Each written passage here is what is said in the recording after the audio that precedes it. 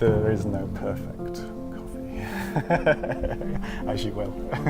We'll always be striving to achieve it, but it's not one of those things.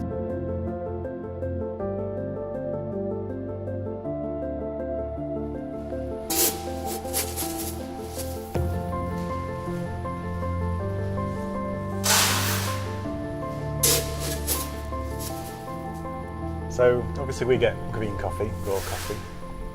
So this is after it's been processed at the farm. That's then going to go into the roaster. The roasting process is there to wake up flavour basically inside of your coffee beans. So into the roaster then, green turns brown, and we get into a stage which we call the first crack.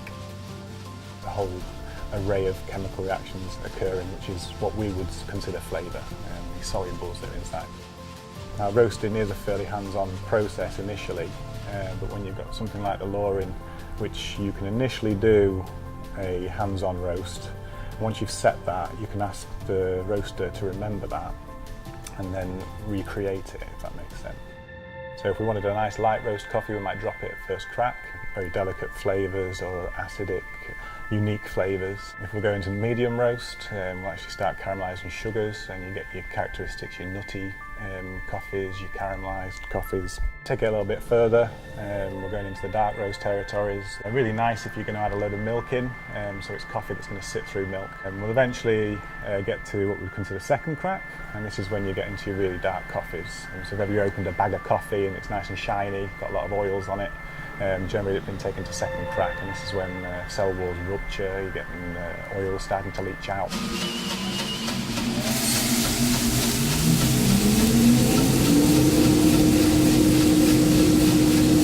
Let it rest for a little while in open air, let it degas and settle, calm down.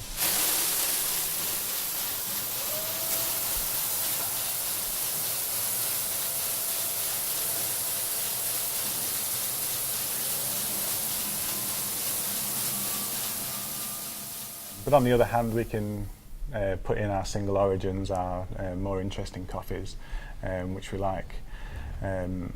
And then we can play with it a little bit more. We can actually go manual and do a proper roasting sesh. So we're a little bit in between really of hands-on and that sort of more mass production, if you will.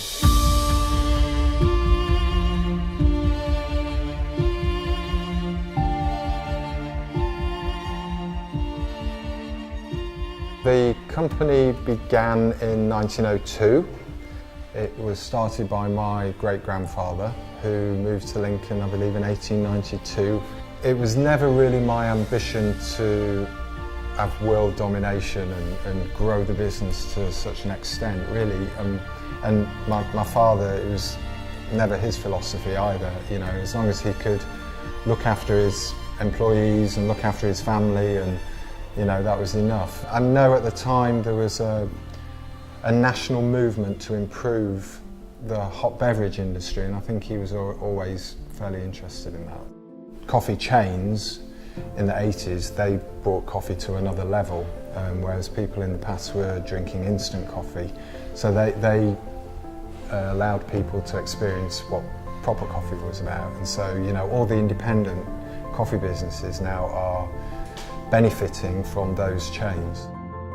As I understand, it's getting a little bit more complicated now because people are manipulating coffee a little bit more than what they used to. It used to be just grown in this earth, but now it's, we're going to splice it with this, and we're going to try and create this, and we're going to process it like this, but do this and this to try and encourage these flavours. You realise that there's a whole world of coffee, there's a whole world of things that you can do with it, and flavours and tastes. And it was Stokes that gave me the opportunity to develop myself in that world. You've got to appreciate it from where coffee kind of was probably, 20 years ago, up to where it is now. We're getting a much better understanding of coffee in itself.